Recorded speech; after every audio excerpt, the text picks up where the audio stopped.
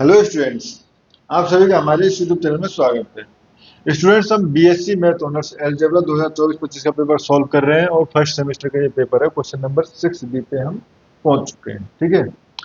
Question number 6 B है, define order of an element A in a group G, prove that in a group G order of B inverse A B equal to order of A.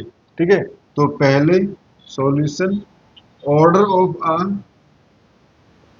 Of an element. ठीक है। Order of an element. ठीक है। Smallest number, smallest number n is called order of the element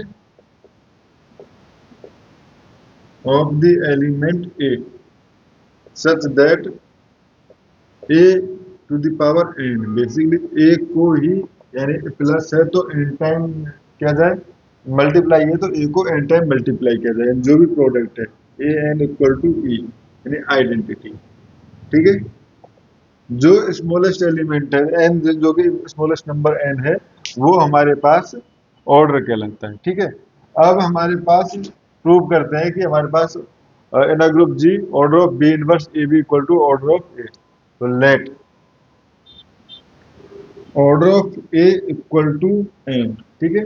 implies A to the power N where N equal to था ना, where N is the smallest smallest integer. ठीक है। Such that basically A to the power N equal to E. ठीक है। ठीक है। Now consider B A B ए और क्या है बेसिकली, क्या है और क्या है बी इनवर्स ए बी। ठीक है।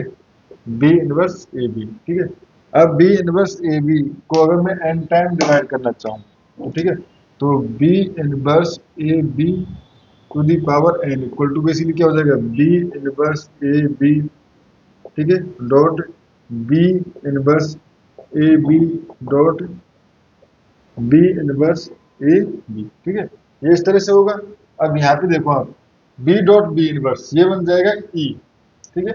B dot b inverse e बन जाएगा, ई आइडेंटिटी है तो ई तो हट जाएगा, यानी ये हमारे पास बन जाएगी यहाँ से ए स्क्वायर, यानी कि ये हो जाएगा बी इनवर्स ए स्क्वायर बी। ठीक है। उधर फिर से यही टर्म चलेगी बी इनवर्स ए बी। ठीक है। और ये बी इनवर्स ए बी कितने टाइम है, ये एन टाइम से। ठीक है। तो ये हो जाएगा हमारे पास B inverse A to the power N and B. अब देखो A to the power N क्या है, A to the power N equal to E, तो यहाँ से हमारे पास हो जाएगा B inverse E dot B, यानी कि ये हो गया B inverse B equal to E. ठीक है। Implied B inverse A B to the power N equal to E. ठीक है। अब ये तो हमारे पास हो गया कि एक एन टाइम इसको हम ऑपरेट करें इस एलिमेंट पे तो ई आ जाता है, यानी ये हमारे पास ऑर्डर हो सकता है। ठीक है। अब अगर हम ये शो कर दें कि एन से किसी छोटे एलिमेंट के लिए ये पॉसिबल नहीं है, तो उस कंडीशन में हम कह देंगे कि एन जो है वो ऑर्डर है। ठीक है। नाउ कंसीडर, अब यहाँ पे देखो। ठीक है। Now consider n. ठीक है। Now consider n such that zero less than equal to, sorry, zero पे तो हो ही जाता है ना, one less than equal to m less than equal to N. ठीक है। क्योंकि इंटीजर या जो order a to power zero तो हमेशा वो होता है। ठीक है। तो एन से वन से कुछ बड़ा ही तो ऑर्डर होता है हमेशा। ठीक है। तो ये हो गया वन, या वन से बड़ा ऑर्डर होता है। ठीक है। ये हो गया स्मॉलेस्ट, यहाँ पे आप लिख लो positive, smallest positive integer, positive integer. ठीक है। ये हो गया। अब यहाँ पे now consider M such that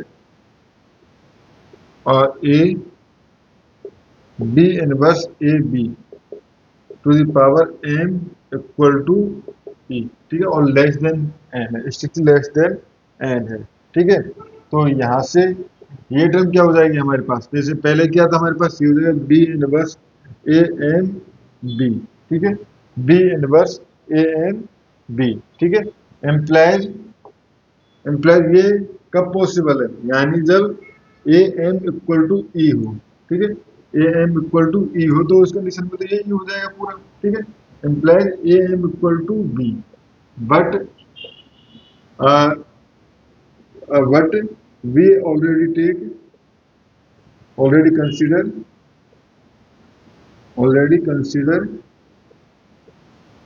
n as a order of a, so it is a contradiction, ठीक है। contradiction implies order of b inverse A B equal to n, क्योंकि किसी छोटे नंबर के लिए तो पॉसिबल नहीं था, बट एन के लिए तो पॉसिबल है, तो order of B inverse A B equal to N.